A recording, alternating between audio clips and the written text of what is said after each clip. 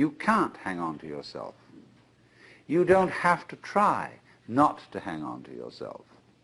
It can't be done. And that is salvation. Memento mori. Be mindful of death. Gurdjieff says in one of his books that the most important thing for anyone to realize is that you and every person you see will soon be dead. See, it sounds so gloomy to us because we have devised a culture fundamentally resisting death.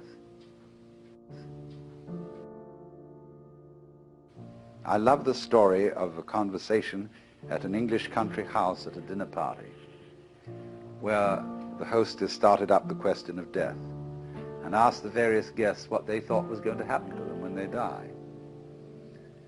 And some thought about reincarnation, and others thought about various kinds of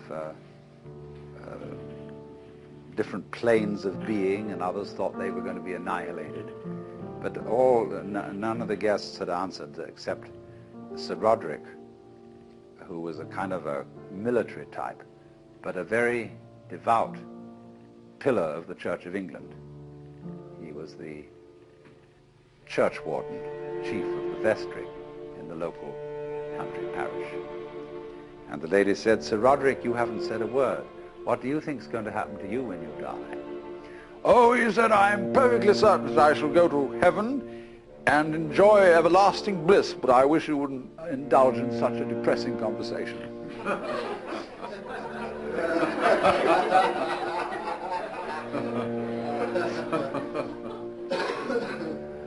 That's true, isn't it?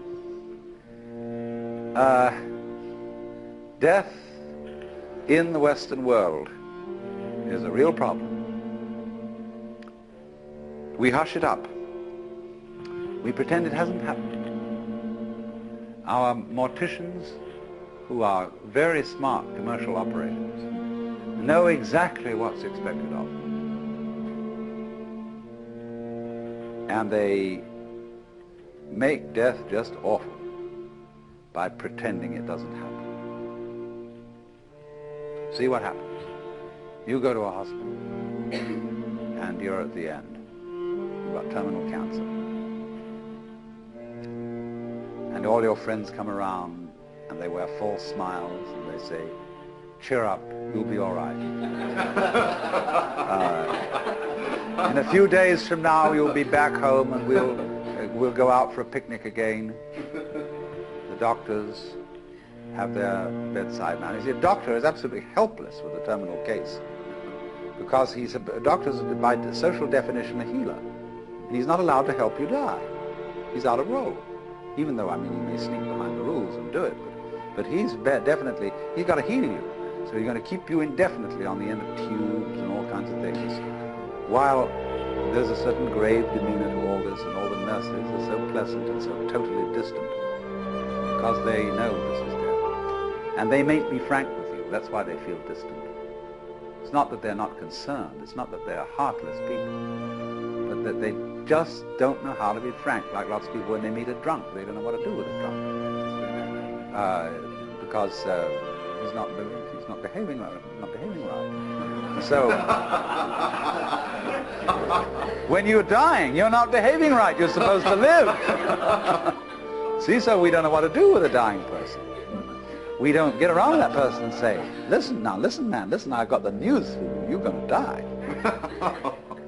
And this is going to be great.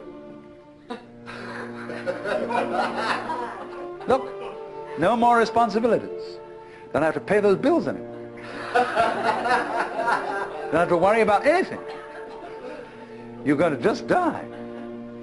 And let's go out with a bang. Let's have a party, see? We'll put some of that morphine in you so that you won't hurt too much. But we're going to prop you up in bed and we're going to bring all our friends around and we're going to have champagne and you're going to die at the end of it, see? And it's going to be just marvelous. It's like being born, see? When we had birth problems, see, all women used to think that birth had to be painful. It was good for them. one of the things you had to suffer because you'd been screwing around with people, and therefore you had to have a child, and it's got to hurt.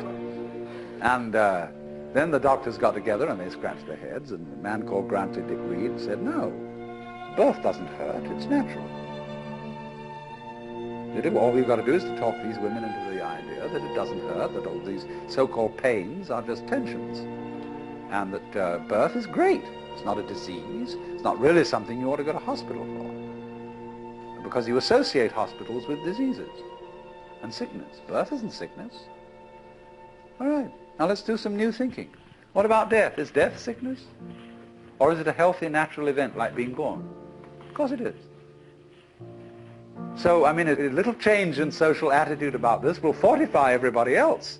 I mean, if I'm alone and all my relatives are going, kind of pretending to me, it's going to be hard for me. I've got to challenge the whole bunch of them and get my dander up and say, listen, damn you, I don't want all this thing around here.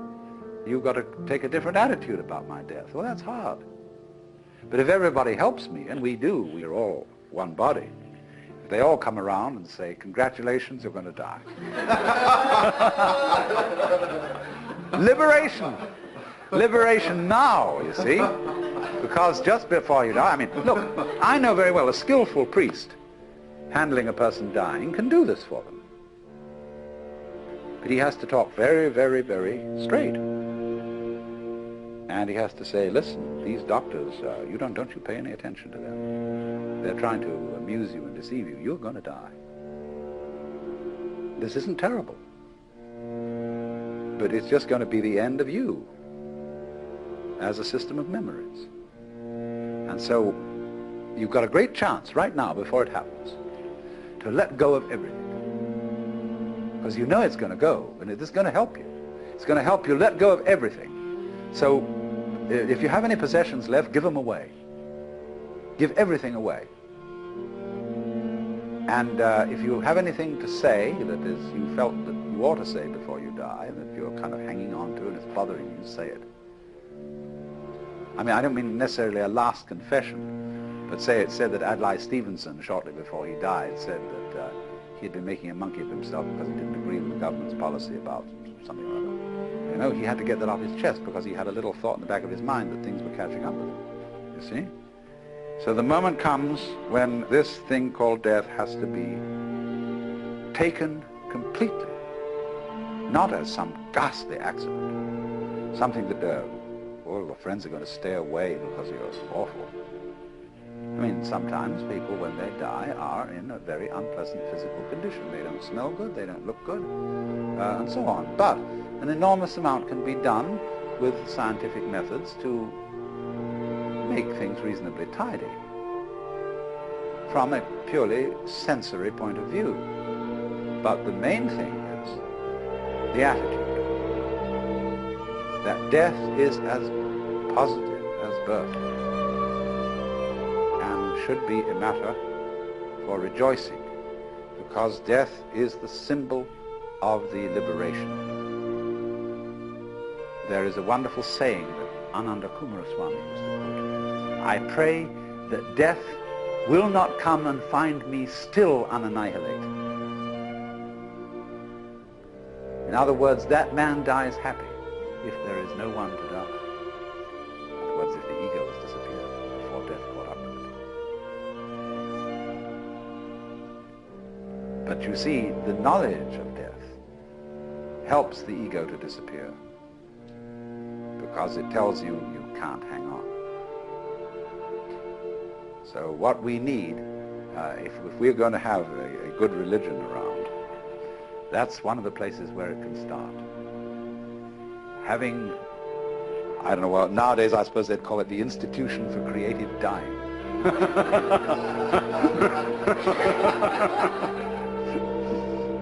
But something like that. And you can have one department where you can have champagne cocktail party to die with, another department where you can have glorious religious rituals and priests and things like that, another department where you can have psychedelic drugs, another department where you can have special kinds of music, anything, you know, all these arrangements will be provided for in a hospital for delightful dying. But that's the thing, to go out with a bang instead of a whimper.